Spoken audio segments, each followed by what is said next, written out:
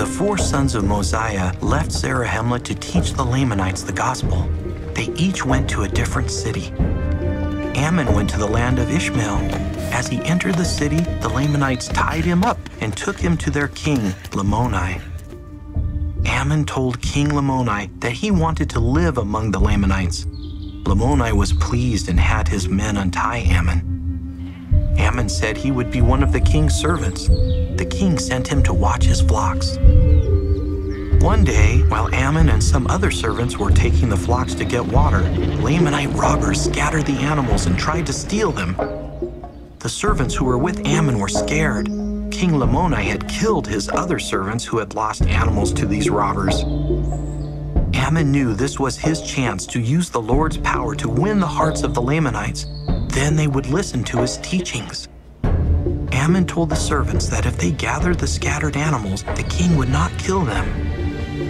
Ammon and the other servants quickly found the animals and drove them back to the watering place. The Lamanite robbers came back. Ammon told the other servants to guard the flocks while he fought the robbers. The Lamanite robbers were not afraid of Ammon. They thought they could easily kill him. The power of God was with Ammon. He hit and killed some of the robbers with stones, which made the rest of the robbers very angry. They tried to kill Ammon with their clubs, but each time a robber lifted a club to hit Ammon, he cut off the robber's arm. Frightened, the robbers ran away. The servants took the cut-off arms to King Lamoni and told him what Ammon had done. The king was astonished at Ammon's great power. He wanted to see Ammon, but was afraid to because he thought Ammon was the Great Spirit. When Ammon did go in to see him, King Lamoni did not know what to say. He did not speak for an hour. The Holy Ghost helped Ammon know what the king was thinking. Ammon explained that he was not the Great Spirit. He was a man. The king offered Ammon anything he wanted if he would tell him what power he had used to defeat the robbers and to know the king's thoughts. Ammon said the only thing he wanted was for King Lamoni to believe what he would say. The king said he would believe everything Ammon told him. Ammon asked King Lamoni if he believed in God. The king said he believed in a Great Spirit.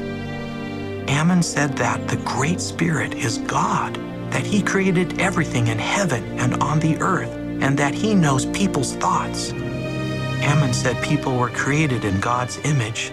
He also said God had called him to teach the gospel to Lamoni and his people. Using the scriptures, Ammon taught King Lamoni about the creation, Adam, and Jesus Christ. King Lamoni believed Ammon and prayed to be forgiven of his sins. Then he fell to the ground and appeared to be dead. Servants carried the king to his wife and laid him on a bed. After 2 days, the servants thought he was dead and decided to bury him. The queen did not believe that her husband was dead.